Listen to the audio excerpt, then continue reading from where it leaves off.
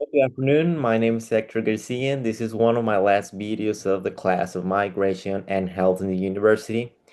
This week I was assigned to read three more and new articles, but this time they are the main topic is the migration and some chronic diseases.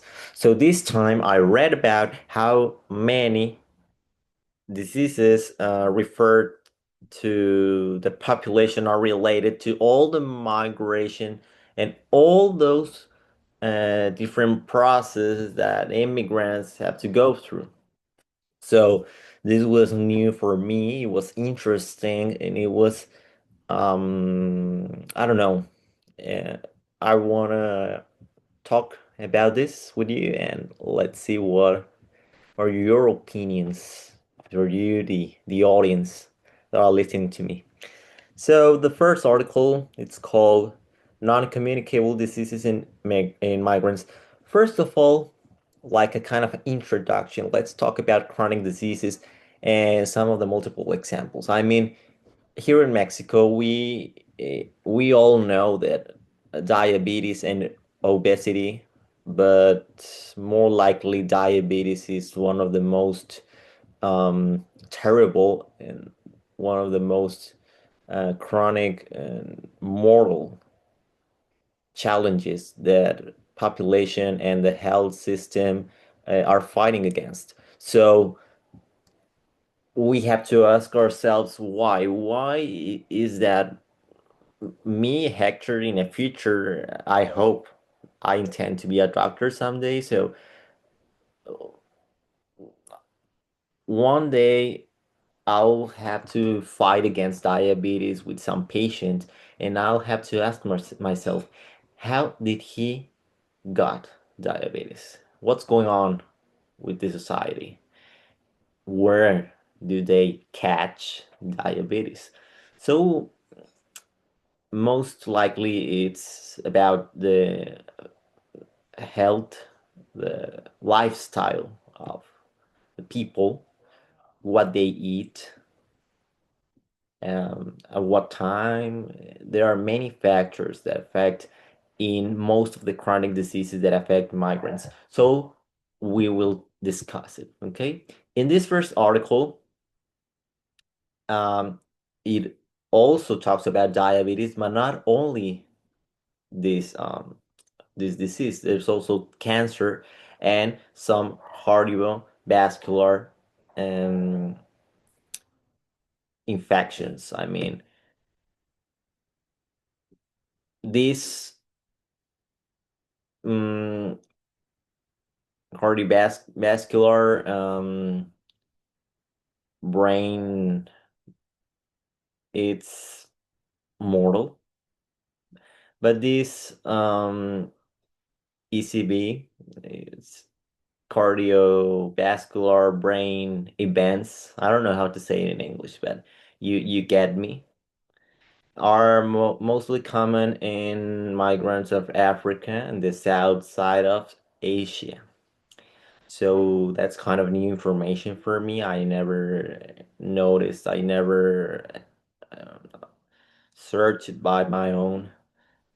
It also talked about how my Chinese migrants have more are more likely to have the brain and the neurological vascular accident in an hemorrhagic way, which is kind of dangerous, of course.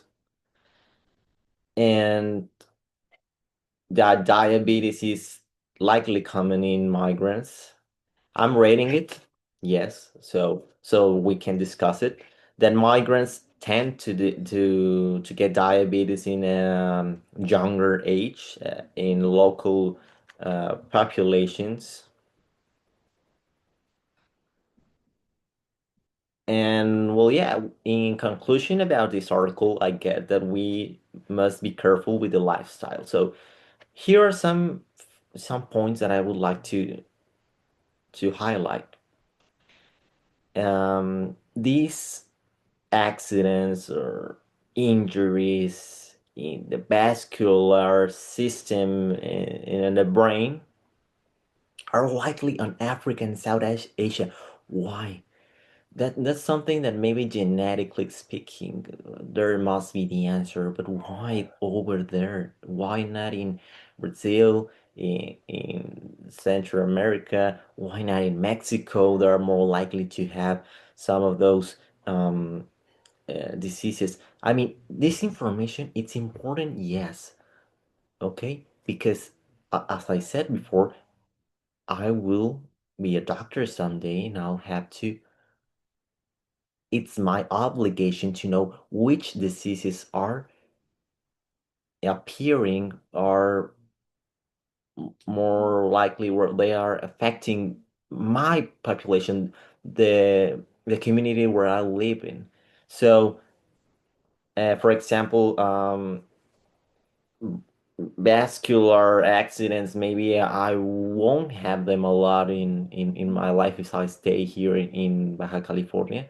But in diabetes, for example, in that I will have to fight a lot against diabetes. So I'll have to check those things.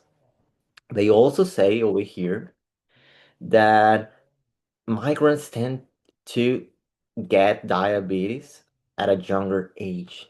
So I can imagine myself in a future where I have, I don't know, 35 years old, and I get a patient. Let's put an example where I'm living on Tijuana, which is next to the border of the United States, and he was an immigrant who got deported, and he's, on Tijuana, but he hasn't been eating in a correct way. He hasn't had the lifestyle. He's not eating well. He is only being eating tacos or cheap tacos, but where there are no hell, there are no um where cooks and chefs, they are not washing their hands, they are not disinfecting any area where there are a lot of bacteria.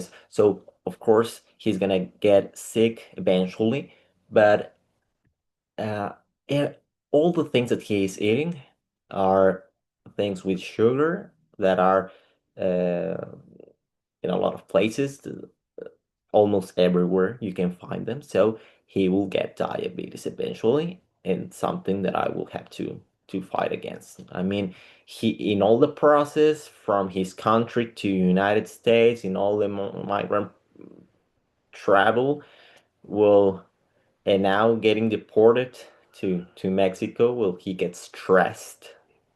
And stress is one of the main factors that I have mentioned before in the last episodes of his migration and health. Well, stress will be killing him. In the second article, we had diabetes in migrants and ethnic minorities in a changing world, where they talk specifically about diabetes type 2, where they affect a lot of migrants and minorities in on countries with uh, a lot of money. They put an example of Netherlands, where diabetes is more commonly on immigrants of Turkey, Morocco, Suriname, and some other. Um, and they also put an example, or they talk about the United Kingdom, or England, where the prevalence among South Asia migrants is approximately 5 times higher than the local European population. That's kind of, well, I don't know what to say about it. Um, I don't know what to think about South Asian migrants. I mean, what's going on over there? I don't get it. Minorities uh, are in a high risk of being not safe, not protected against um, mm, well, they're not protected. So, what should we do? We should, of course, make some programs where they can protect the cultures of the origin of migrants. Okay, so if I decide to travel to be a migrant, an immigrant over there in Spain, or in Netherlands, well, I would really like, I would hope for Netherlands to have a program where they can support people like me that are coming from Mexico. So that's something that I would like. On the third article, it's called Weight of the US Residents Among Immigrants, where they talk a lot about how your time spending on the United States as a migrant affects your um, IMC, which is like your body mass. I'm so sorry. I let me check it quickly. It's how it affects your body mass index. Yes. Okay, yeah. How it affects it. So, this body mass index will get a higher point after the 21 years of residence for men and 15 for women.